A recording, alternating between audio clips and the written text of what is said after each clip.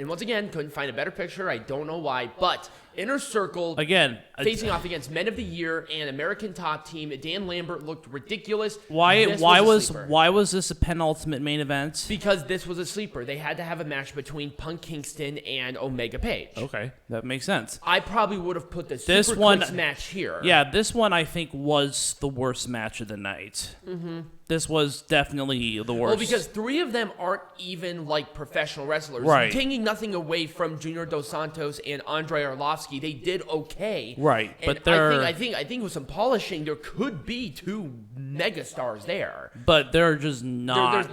They're not quite ready for this position. Right. I don't know what the contract is with American Top Team, but hopefully, maybe there might be a future with them. And I love Men of the Year, like I really do. And they're just this was a good spot for them. This is a good comedy match. Just call it what it was. Right. It was a comedy match. And Lambert ate the pin because Lambert likes wrestling. And I love it. Exactly. And it was great. And I don't remember who pinned him. It was Jericho. Jericho hit the 3 Amigos. That's right. Oh, that was the other thing too. Since I'm gonna have a huge bitch fest because now I'll do one when we make a Majestic again. But it was a frog splash. Jericho did it for the tribute of Eddie because this was the 16th anniversary of the passing of Eddie Guerrero. Yep, in the same city where Eddie died. Exactly, which I thought was kind of a crazy little nod. Coincidence, yeah. Nobody actually had an Eddie Guerrero tribute gear, which I'm surprised about. Vicky Guerrero was there, though, but she was on the buy-in. Right. It's a weird spot for it, but whatever. Anyway, yes, Inner Circle won. Hooray. Yep. All right, Peanut Gallery. I don't know how the fuck we're going to do this, but we're going to somehow figure this out. Let's make this shit Majestic again. With this one, I would not have changed a fucking goddamn thing. Nope. Again, first successful example of long-term storytelling. This is exactly what we needed. I probably would have wished that Kenny Omega wasn't as injured as he is, but hey. His work, he took a little too much for his workload. He has no one to blame but himself for it. Hopefully he gets the healing, and hopefully maybe we can see a rematch. Yep. We most likely will. Yep. So let's talk about Now, I love the build-up to this. The build-up to this has been great. The match itself, it went about as I expected. I think the right person won. Or I think the right person ate the pin. Yeah. But it went about how I expected it to go. Mm-hmm. It's a comedy match. I didn't have the highest expectations for it. I probably would have switched the false count anywhere in this match within the card, and it probably would have been a little more impactful for me personally. I like the touches they did with the Minnesota-based inventions that they... Yes, so that was another thing that we didn't even talk about was they had a bunch of different Minnesota-based inventions that were weapons. Toaster. Like the toaster was invented in Minneapolis. Hockey stick. Hockey's a big part of Minnesota culture. You got, let's see, what else? Oil barrels, big part of Minnesota culture. You got, they just did those little tiny things that just made sense. It's something that AEW is really good at. Yeah. A lot of great attention to detail. Also, I know that Dan Lambert is not a wrestler. He did not take a lot of bumps, but man, you can tell that this guy has a lot of great passion for this business. Oh, yeah. And he's such a great talker. And I loved it that he was in this match. Mm-hmm. He just kind of looked ridiculous, looking for like a blueberry. But that's fine. I wouldn't have booked this any different. I probably would have started this program earlier. Yeah. To really hit home about it. But I feel like they did this one right. Yeah.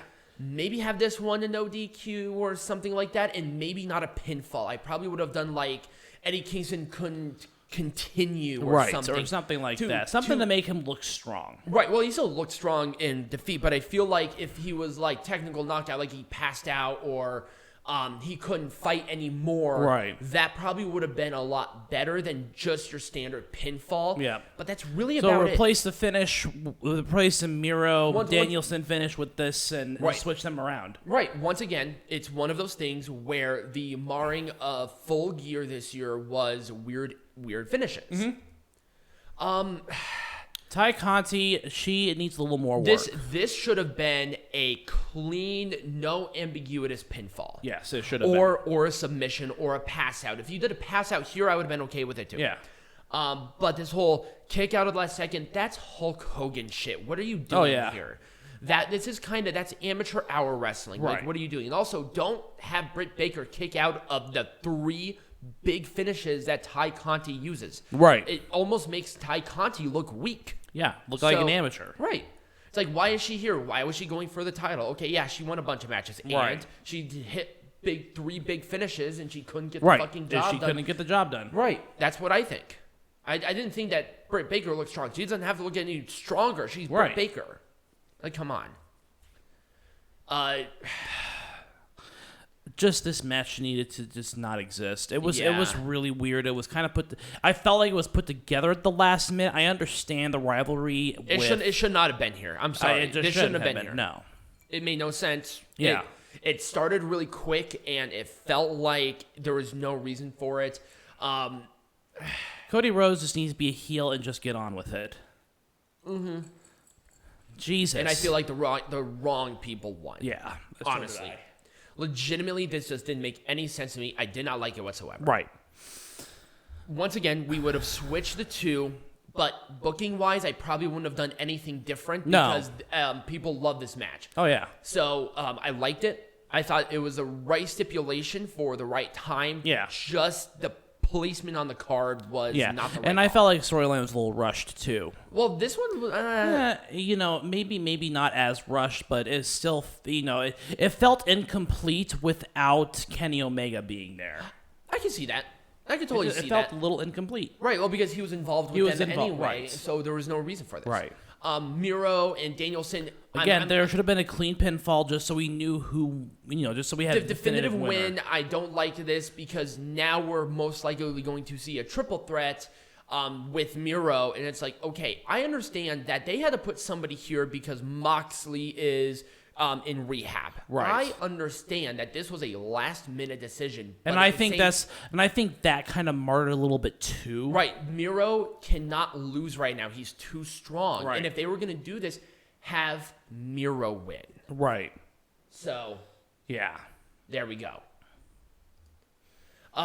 Once again, it's just the finish. The booking was done just right for this entire thing. And I like how it's now involving AAA as well, and there's a lot of great crossover, but the finish, they did not put those masks on very well. It was very poorly done. Yeah, it was poorly done. The mask didn't make sense because it was one of the participants in the match. Right. And it's like, okay, is this Lucha rules? Is it not? Because we were seeing a lot of people pin other people, and I'm like, okay, who's the legal person? And then all of a sudden, the legalization there is right. Okay, well, you got to say yes or no to that thing. Like, it doesn't make sense to me.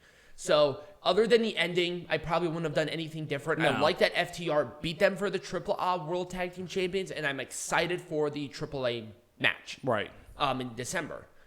I wouldn't have done anything different. No, this match was done Not a damn thing different. It was way too good to do anything different. Maybe a different placement on the card, but I did not expect them. I mean, I hate saying this, but I did not expect them to do that well. That was magic. Yes, 2 of the 4 pillows of AEW. Did somebody say that? Yeah, JR said that. He said 2 of the 4 pillows. Instead of pillars, pillows. Yeah, it's Egyptian down. And then this one, it was a buy-in. It was a tag team match to fill it. There was not really much I would have done different. All right, so Peanut Gallery. What are we doing next? Well, let's see. Next week, we got Survivor Series, I believe. No, next week is Turning Point. No, I think both of them are. Yeah, it's Turning Point and Survivor Series. It's going to be a really busy weekend. All right, so we have it's probably not going to be a wrestling lesson and a heckling. Nope. But because we got 2 separate brands going. And also, we're going to one of them live, so that's going to eat up a lot of our time for the day. So we'll probably not do that, but we'll be covering both of those. If you did enjoy this, remember to like this video, subscribe to the channel. Wherever you're listening to this on, we're on all major platforms, YouTube, iTunes, everything. Become a patron. Right. We might start watching some of these series and start releasing like a little review series or a watch along or something like that. So if you're interested, go to the Patreon and check it out. But as always, be majestic.